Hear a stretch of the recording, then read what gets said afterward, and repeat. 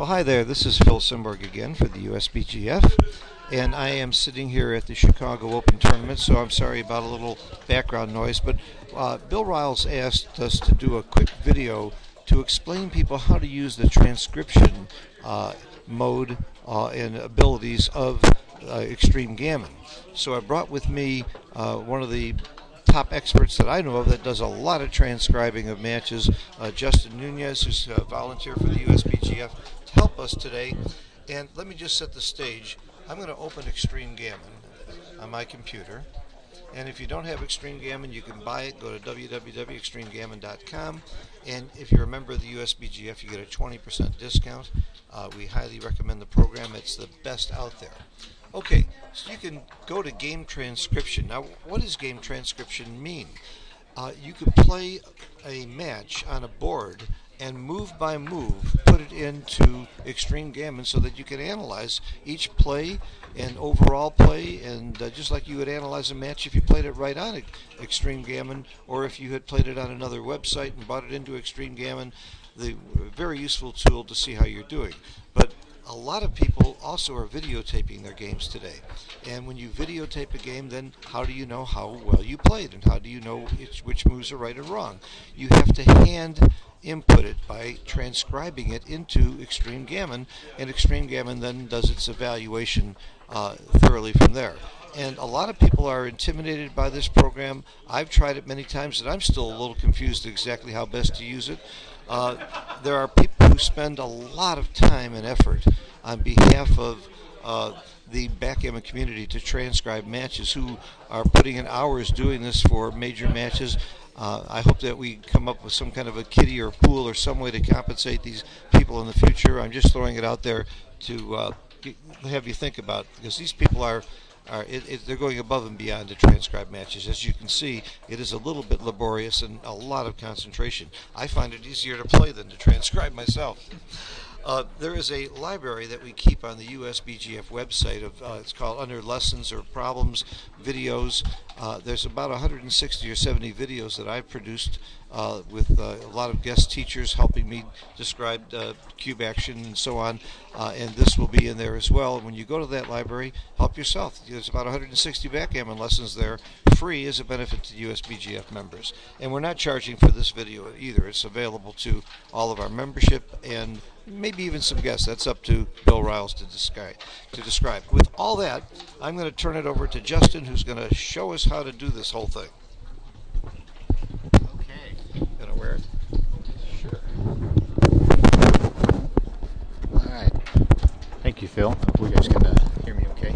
All right. Well, it's pretty self-explanatory, the beginning part at least, and we'll get to some of the more advanced tricks and things that you can learn about the game transcription mode as we progress into this presentation here. So we'll start by just clicking on game transcription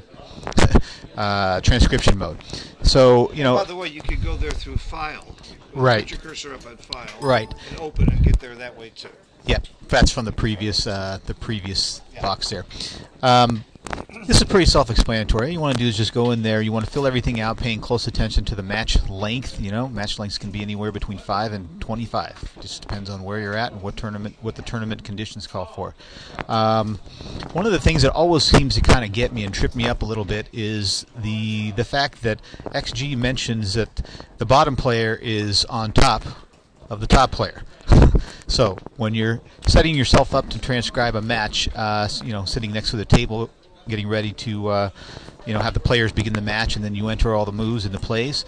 One of the things you want to make sure you get right is the player that make sure that the right player is on the bottom and the right player is on the top, because this one always trips me up. So just pay careful, close attention to that. So once you've entered everything in there, from the transcriber to the location of the tournament to the name of the event. In this case, it would be the Chicago Open main or the Chicago Open after tournament, whatever the case may be. You can even enter in what round it is. And of course, we always want to know when the match took place. So all that said, let me type a few things in there. Actually, I pre-did that earlier, Phil's going to be the bottom player in our example, and Mochi will be the top player, and Justin will be the transcriber. Mochi beat me 7-0 in the first round of this tournament. And you had to bring it back up on me. Oh, yeah, well, we're going to beat you up some more in this presentation. I beat Falafel yesterday, so I'm 50-50 with these guys. Okay. All right, moving along. So once you've got all that filled in, I'm just going to leave these blank for now, but these are fields that you want to fill in when you're doing it. Okay. All right, well, the newest, latest version seems to have this really nice, slick dice panel where you can just click on the numbers for the dice roll as they come up. And I think the previous or an older version, you had to type the numbers on the keyboard for them to come up. In either case, it works just fine. All right, so we'll just do an example here. So let's say Phil opens up with a opening roll of 1-4. Okay, so all I did was I clicked on the numbers there, and as soon as I clicked on the second one, that little panel disappeared, and it prompted me to the next phase, which is to just simply move the checkers according to how the players do it. Phil is the bottom player, and Phil is red, and you got a 1-4. Oh, whoops, yeah, I did say that Phil had the opening roll, didn't I? Right. How do you switch it? How do we switch it? Always a good question. In the opening roll, the way you determine who actually gets the opening roll in XG is if it's the bottom player, you type in the larger number first on the dice. That's how you tell that the bottom player won the opening roll. If it is the top player who won the opening roll, then you put the smaller number of the two dice in first. Another way to do it, actually that is the only way that I know of to do it, so we'll just move on from there. Oh, so how do you reverse it now that you've done it wrong?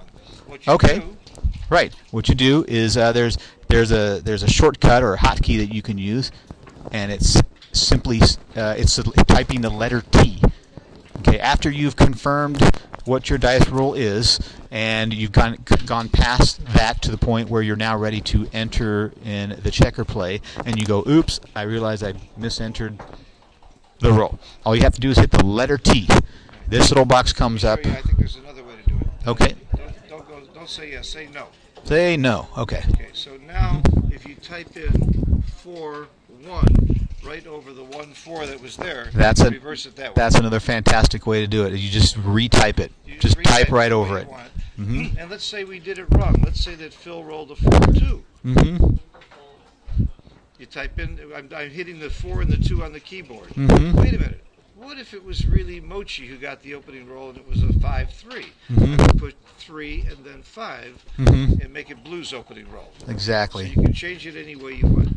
Exactly. Okay, let's go back to Phil's 4-1. Okay, so Phil rolled a 4-1. We've successfully entered in the dice number, and we've made sure that Phil's going to get the opening roll and not Mochi. So now we have to figure out how the checkers move. All right, so Phil, the master of opening rolls and opening replies, knows exactly how to play this. No, don't slot it. No, you're supposed to split. Don't make me look bad. Take that back. Okay, we're not going to take this back, but just for the sake of example, we're going to put this in here as his play. And so, let's say that the transcriber is just imagining that that's what he would do, and he just typed that in there himself, but then, whoops, all of a sudden, what appears over the board is something completely different. Transcriber was daydreaming a little bit. So now we have to go back and correct it after we have picked up the dice by clicking on the dice rolls. How do we do that? Again, the letter T is going to come in real handy right there. So now Phil wants to go, take back his 4-1 and do it the right way. Gotcha. Okay, and now once the transcriber is happy with what's going on here, the dice, you can stop it. You can take the move back too, can't you? This is true. You just have to use this little blue arrow down here, this circular arrow. So if you type in or if you enter the checker movement and it doesn't match what you see over the board, and you haven't yet picked up the dice, all you do is just hit this button, and you can go back to any other play. You can do that. You can do that. There's all kinds of ways that you can do it. What if I wanted to move the 1 before the 4? Go back to the Okay, that's a good question, Phil. The best way to do that is simply tap the dice before you move the checkers like this. And what that does is it prompts XG to move the first checker, the smaller value on the dice, as opposed to the larger value, because that's going to be the default setting for you. Okay. All right, so I think we might have covered just about everything. There are a couple of other peculiarities that might come up during your match transcribing session, and one of them is dealing with illegal plays. They happen. There's really not much that we can do about it. You know, we are humans playing humans, so we're going to make mistakes.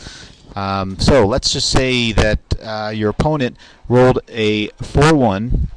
Mochi, in this case, rolled a 4-1, and he played it illegally. Let's say he thought it was a 3-1. Okay, so one of the things we're going to do here is we're going to change it to a. Let's say he moved to 3-1 and he made his 5-point here. How do we make that part of the XG match file? Well, that's not terribly difficult. Once we've entered in the dice numbers here, all we have to do is hit the letter I. Okay, and then we're going to enter in. Oops, I got to back up first here. I have to make sure that it's Mochi's turn. So I'm going to enter in. Just type over 1-4 in this case. So now you see that the dice are blue. Those are Mochi's checkers. That confirms that we've got the right player. And I'm going to hit I, and I'm going to hit 6-5, and I'm going to hit 8-5. I just type it in manually, like so. Okay. XG then just makes the play that you've typed in while keeping the actual roll that you typed in right there. Okay, so that's another tool for your arsenal when it comes to transcribing matches. All right, so now that we've done that, let's look at cubing. You want to make sure that let's see. Okay, so now, all right, Mochi made an illegal play. Now Phil wants to, thinks that this is a wonderful cubing opportunity to cube Mochi here after the 3-1 that Mochi played.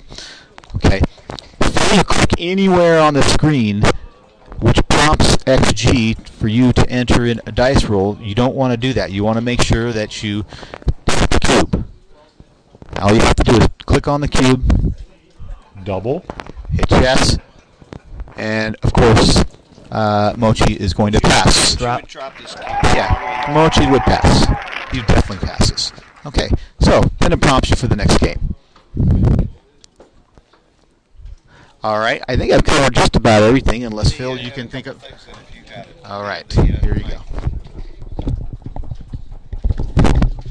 Now, when you're transcribing a match that's being played at the same time it's being played, don't let the people playing see your screen because it shows the evaluation as you go. It shows if they're making mistakes. That's something I would be careful about. Or you can fill the screen so that it doesn't show.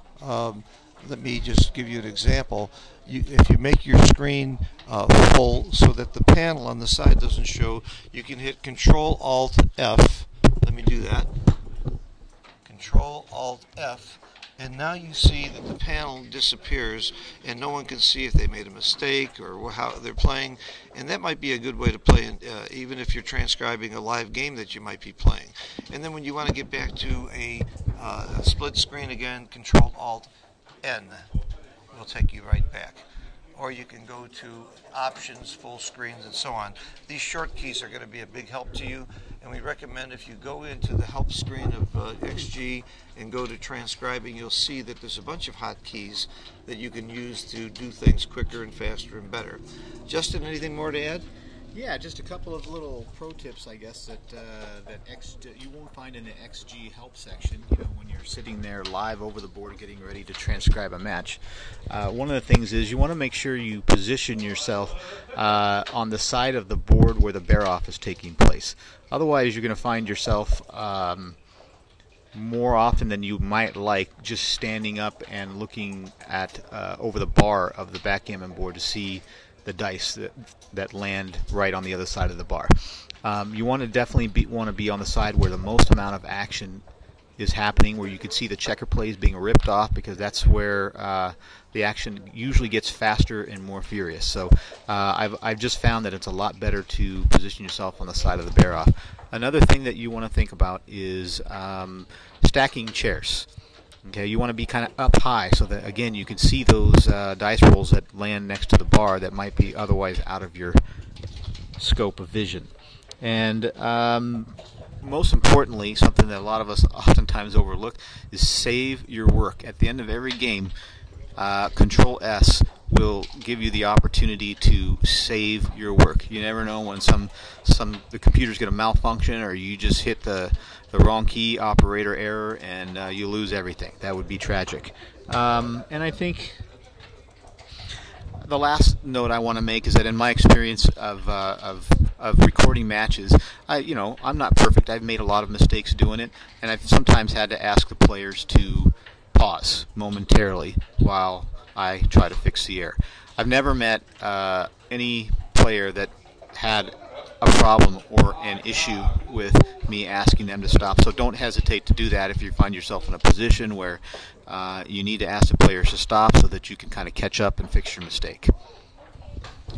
I'm going to add one last point about the rules. Most of the tournaments now have gone to legal moves, and it's recommended, and this is totally up to the tournament director, but if you're having someone transcribe a match while it's being played, I believe you should allow him to alert both players if there is an illegal move, because he's going to see it for sure on the computer, even if both players miss it. But the current rules state that only the players can point it out, but I would have the transcriber designated as an official to be allowed to do that, and it will stop the illegal move problem. And all the players, once you're playing illegal moves, nobody wants to see an illegal move accidentally get by, and that's just another way to help safeguard that and to stop a lot of problems and having to type in a bunch of moves on the computer when you're transcribing. You can go nuts doing that. Justin, thank you so much, not just for this, but all of the work that you and Reinel do for the USBGF and streaming matches and helping transcribe them and running tournaments and everything else you guys do. Very much appreciated, and if you have any questions at all, blame Justin and contact us through this website or through the USBGF Facebook page. Thank you very much. Goodbye.